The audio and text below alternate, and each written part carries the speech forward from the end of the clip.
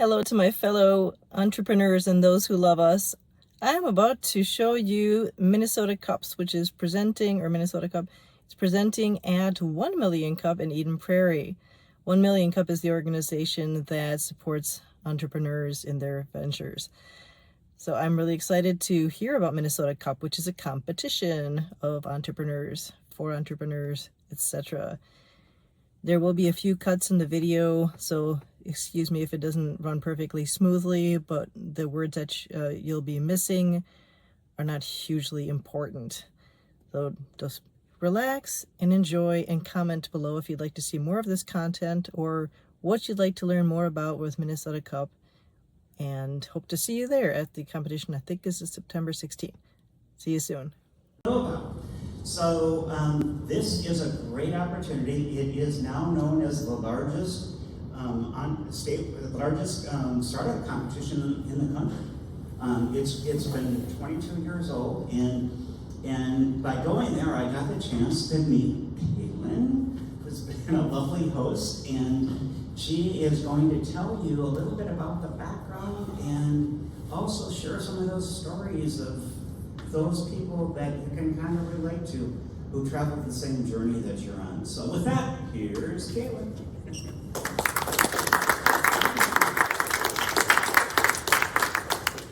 All right, this is kind of fun. Yeah. Well, thank you everyone for having me today. Thank you, Steve, for inviting me, and Chris and Spencer and everyone for hosting me today. It's great to be here and to see all of your wonderful faces. As Steve wonderfully introduced, my name is Kailin Oliver. I'm the Associate Director of MNCup. For those of you that don't know, MNCup is the largest statewide startup competition in the nation. It's a mouthful, but that is what we proudly put as our slogan, because it's a pretty cool title to have. And I am going to run through just a little bit of the background and the history about how something like this came out of Minnesota, how we're associated with the University of Minnesota, really what we do and how we support entrepreneurs across the state. And then I think what will be a little bit more of a fun part, I'm going to tell some stories about some of our previous winners that have gone on to really drive the economy and innovation across the state, and also some of our more recent, just announced last Friday, division winners for this year's competition. Let's see if I get this right. Perfect. So Scott Littman and Dan Mallon are both alumni of the University of Minnesota. They've had 4 successful exits. We are looking back in time to 2005. Both of these two, they've been business partners for a long time. They had just recently sold one of their companies, and they were experiencing a little bit of downtime. They didn't have much to do, and as we all know, entrepreneurs, when we don't have much to do, we find things to do. So what they did is Scott's story is he sat up in the middle of the night and he was hit with this idea of, there is not a lot of support for entrepreneurs here and startups here in Minnesota. There's got to be something we can do to provide a little bit more structure, a little bit more community, and a little bit more of the actual resources and connections that entrepreneurs need to get started, that they realized they needed when they were starting their businesses. And this is 20 years ago. We didn't have the ecosystem that exists here in the Twin Cities and across Minnesota that has accelerators and VCs and all of the robust community and support that exists now. MNCup was one of the first to really get started as an entrepreneur support organization. So Scott and Dan kind of went a little rogue. They took over a URL for the University of Minnesota, the Carlson School, and they essentially hijacked what was then a student business plan competition run out of the Carlson School. They said, we have this competition, we're supporting students who have big ideas. Why are we not doing the same thing for any entrepreneur that anybody needs that has an idea, that has something that they want to run with? So that's what they did. In 2005, we hosted the first MNCup competition, started by these two. We had 600 entrepreneurs come out of the woodwork across the state, raise their hand and say, I have an idea. I think I have the next breakthrough idea, and I would like to get some support and get some funding. And that's what we started with. The MNCup is a startup competition. It's kind of a combination of a competition and an accelerator. It lasts several months.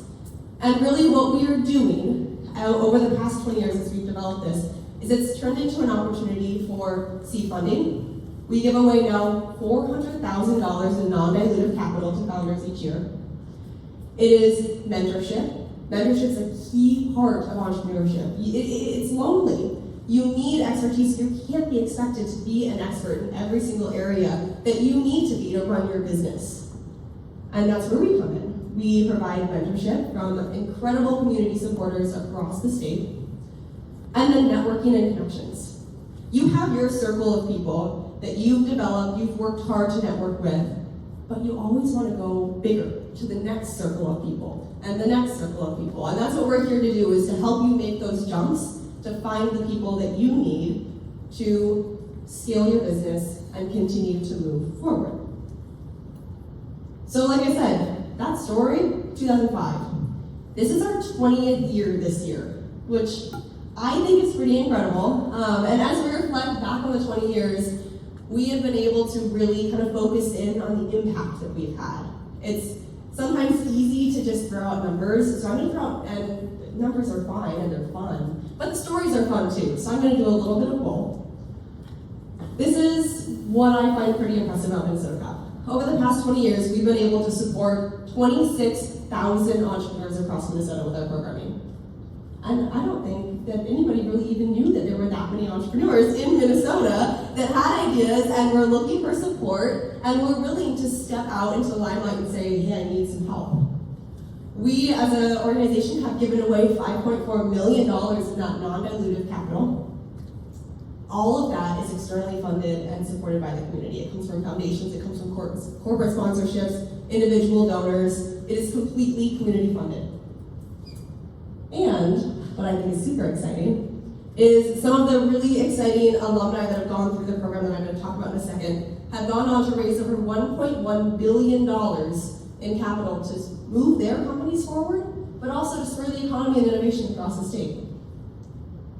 All right, here's some fun logos. You might recognize a couple of them. There's just a few that I want to call out. Johnny Pops, you probably have seen in stores. If you've not tried Johnny Pops, I highly encourage you to, because they're delicious. Johnny Pops sell popsicles and other frozen treats. But they were a 2014 MNCup student division winner. They were students when they started this company. And it's a really incredible story because they have been able to, out of Minnesota, leverage the food and ag support community, leverage the MNCup community, and they have scaled nationwide. They're in grocers nationwide. They're in Cup Foods, they're in Safeways, they're in Costco's. They're everywhere, which is pretty incredible. A couple others on here. Busy Baby and Minneapolis Cider Co. are both alumni. Busy Baby was our general division winner back in 2020. And Minneapolis Cider Co. went through when they were Lionheart Cider, when they were students at the university, I want to say back in maybe 2014, for the nation and also for Minnesota. Let's see, a couple others on here. You might recognize who our biggest success stories in terms of capital raised are Sezzle and When I Work. Sezzle is a buy now, pay later platform. They won our high-tech division in 2016 and have gone on to raise, Sezzle has raised over $128 million in capital to move their business forward. And then When I Work is probably our biggest success story. They're a workforce management platform used by over 200,000 companies to support their employees and their workforce. And they have gone on to raise $329 million in capital. Okay, so that was a lot of background, a lot of story, everything. I know we have some founders in the audience that might be interested in MNCup, so I want to talk about how it actually works. What are we actually doing? What are the services we're providing? It's very easy. You start with an application. We are at the end of our season right now, but this is an annual competition. And our 2025 applications, I can give you the inside scoop, will open on March 10th this coming year. It's crazy to think about 2025 right now, but we're getting close. So you start with an application. The only two requirements: you're a Minnesota-based company, anywhere in Minnesota, but you're Minnesota-based, and you are less than $1 million in revenue. That is a pretty wide scope. I know. It means that we're seeing applications from the ideation stage. You haven't even registered your business, all the way up to just under $1 million in annual revenue, which is pretty exciting for me because we get to see the full scope. And we get to see companies that just really need a little bit of validation and feedback, all the way to the ones that are already in stores, they're already operating, they're already making sales. When you apply, you are going to slot yourself into one of our 9 industry divisions. When we first started the competition, all of the applications went into one big pool. They were all part of the general division. And we've realized since then that it makes sense to sort these companies because it's hard to compare apples to oranges. And by sorting companies into different divisions, we are able to really provide specific expert industry expertise from our judges in each of these divisions. 50 volunteer judges each year, about 10 to 15 in each of these divisions, that go through and they select the top 10 companies and applicants for each division.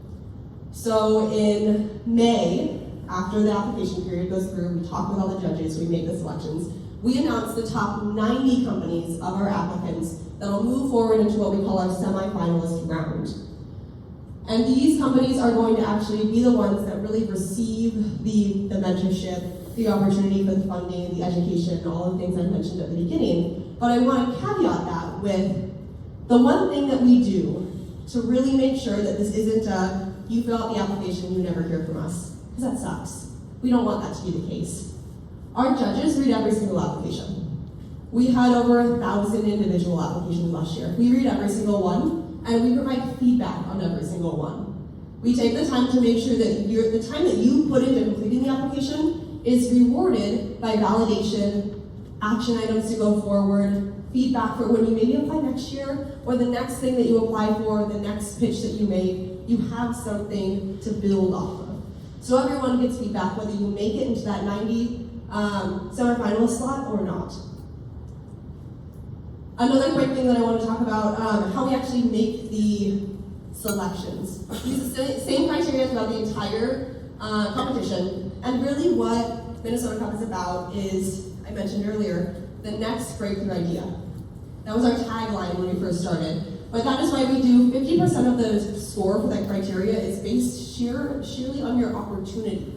And that is not just the size of the market opportunity that you're offering, but also the innovativeness behind your idea.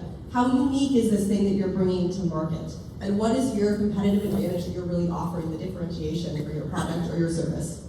25% of it is that just kind of core business plan. And then 25% of it is progress. Progress looks different for everybody. It looks different for a CPG company versus a med tech company. And that is the advantage of having judges that are in those industries, because they're able to recognize that each of these industries is a little bit different. And the progress and where you're at in the plan is adapted based on that industry. I'm really just getting ahead of myself here. So like I said, everybody gets expert feedback from our judges. The volunteers will select the top 10 companies in each of the 9 divisions. Those 90 companies will move forward as semifinalists each year. When you are selected as a semifinalist, all 90 teams are paired with 2 mentors. We have a quote-unquote Facebook of 100 mentors that are volunteers from the community. They have expertise in anything from sales and marketing to investments and financial backgrounds to very specific. They work in the food and ag space, they work in med tech, etc. We have a little bit of everything. Because we know that our founders are looking for a little bit of everything. So when you're a semifinalist, you're able to look through this Facebook, you're able to see the backgrounds, the expertises for each of these individuals, and you're able to look internally at your team and your own expertise and see where you might have gaps. And you can fill those gaps, at least temporarily, with these mentors. So each team is paired with 2 mentors that they get to work with, both on just kind of general business advice, and also on what we call their round 2 materials. I'm going to see the material development piece. After you are selected, the next round is determined by your submitted executive summary of your business plan, a 15-slide pitch deck, investor pitch deck, and a 1-minute marketing video. And these are things that we've kind of adjusted over the years. It used to be a 10-page business plan or a 20-page business plan. Cut it down because it was a lot for the judges to read and it was a lot for everybody to do. But we've adapted these materials to be things that we know you can take forward after the competition.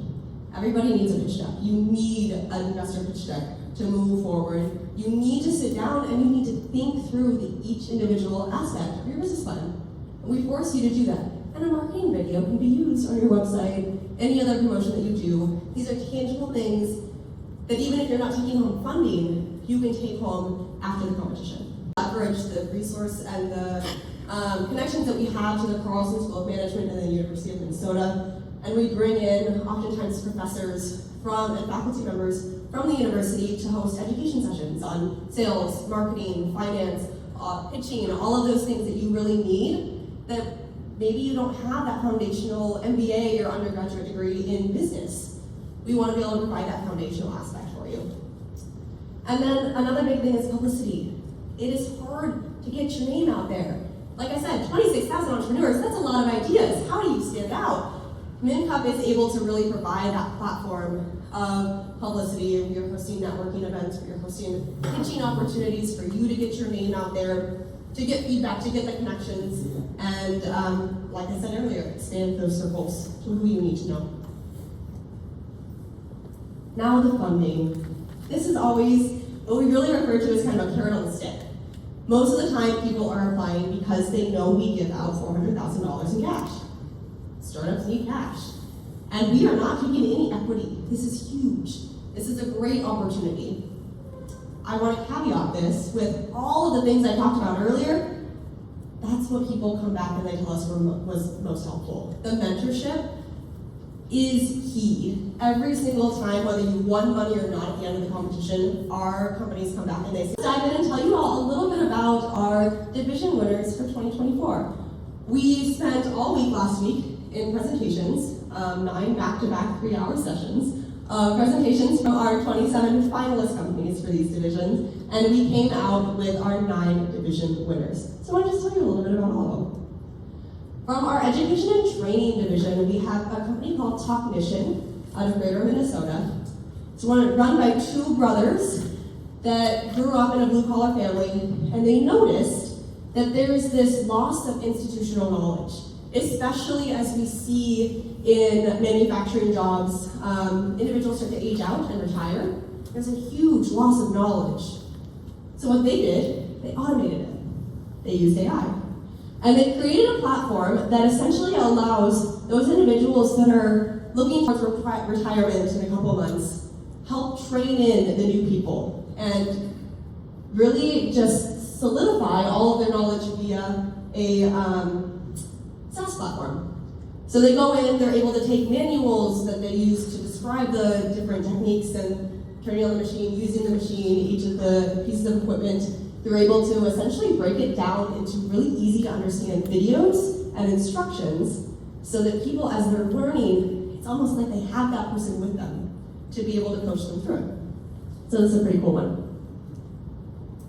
Our energy and clean tech division winner is a company called Vnoucek. This is technology that some individuals have developed that is actually, it's pretty cool. So they have taken used glass that has just been sitting in landfills, nobody's been using it, that really can't be used for anything else, and they've been able to develop this really unique, you can see the structure of these little glass beads.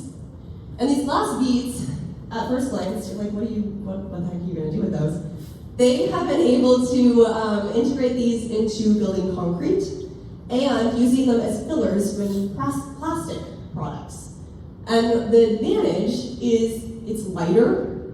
They're reusing this used material that can continue to be recycled even after the beads will actually, when you break down whatever product that you have, the beads will actually like float to the top when you burn the plastic down or melt it down so that you can use them again. So they're very durable, they're lighter, and overall they're saving time and energy for individuals that are in the manufacturing process building with concrete and using, they're looking at even doing work with airplanes and boats and all of those things as you're building it, so it's a pretty big idea.